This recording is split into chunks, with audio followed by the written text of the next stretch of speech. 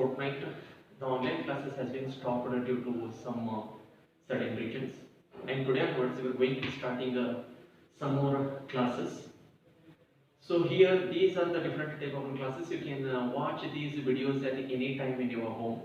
I mean, your father maybe went by taking the phone, so by evening or by early morning, you can watch these videos whenever the time circumstances is needed for you.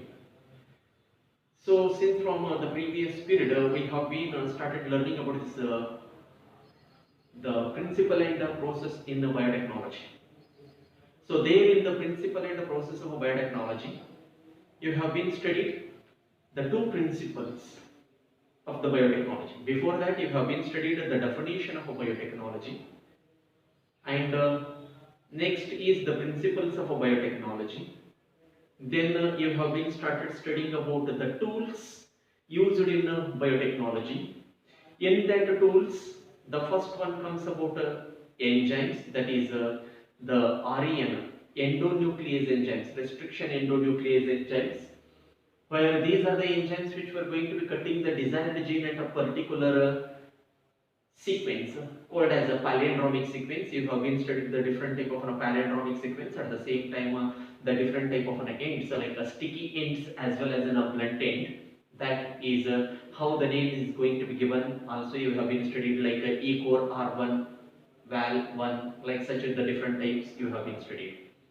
Further, the second type of a tool is said to be as the vector, where it is also said as a gene taxi. The one of the most important vector you have been studied is PBR 322. That is a plasmid of Bolivar and Rodriguez, number of a strain 322. You have been studied that also. And like that, the sequential steps you have been studied. Today we were going to study the one more simple part of it, said to be as how to transfer rDNA into host cell.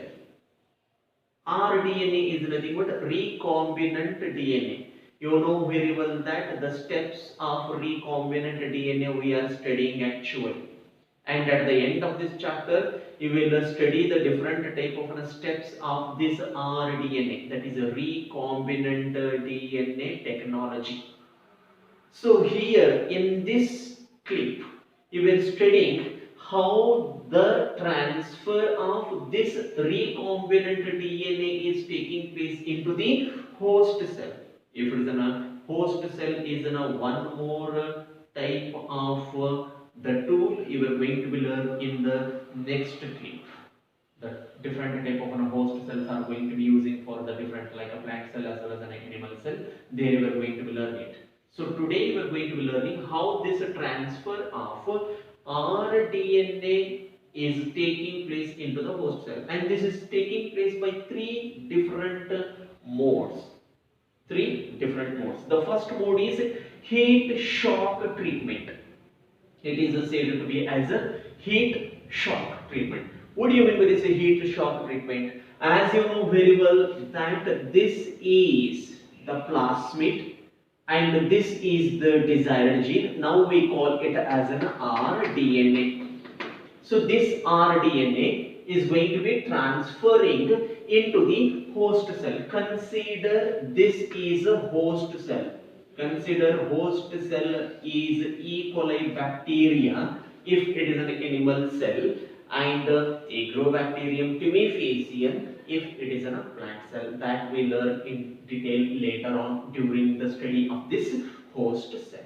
So we are studying now rDNA, that is the vector. This is the vector, and this is containing the desired gene. That is why we call it as a gene taxi, and this is going to be introducing into this called as a host cell.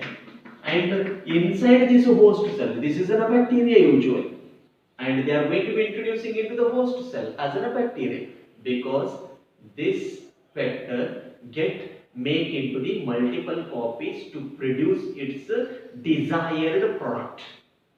ನಮಗೆ ಬೇಕಾಗಿರುವಂತಹ product ಅನ್ನು ನಾವು ತೆಗಿಲಿಕ್ಕೆ ಈ ಬಯೋಟೆಕ್ನಾಲಜಿನ ಬಳಸ್ತಾ ಇದ್ದೀವಿ. ನಮಗೆಲ್ಲರಿಗೂ ತಿಳಿದಿದೆ, 1ನೇ ಪೀರಿಯಡ್ ಅಲ್ಲಿ ನೀವು ಕಲ್ತಿದ್ದೀರಾ.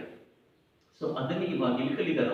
So this rDNA which is introducing into the host cell by the help of a treatment called as a heat shock treatment. To whom it is going to be heat shock? Heat means heat ಕೊಡೋದು. ಯಾವುದಕ್ಕೆ? host cell ಗೆ heat ಕೊಡೋದು. Usually every organism is going to be surviving it at its normal temperature. Like that, these bacteria are going to be surviving at approximate temperature on the different type of strains. But here we are taking it as an E. coli bacteria, which is in a host cell. It is shock treated at the temperature of 42 degrees Celsius. When 42 degrees Celsius is given to this E. coli bacteria, the cell wall of this E. coli bacteria is going to begin to become open. So the pores forms. Pores will forms, I say. So when the pores will forms, automatically this rDNA will take entry into the host cell. And this rDNA will take entry into the host cell by opening up the pore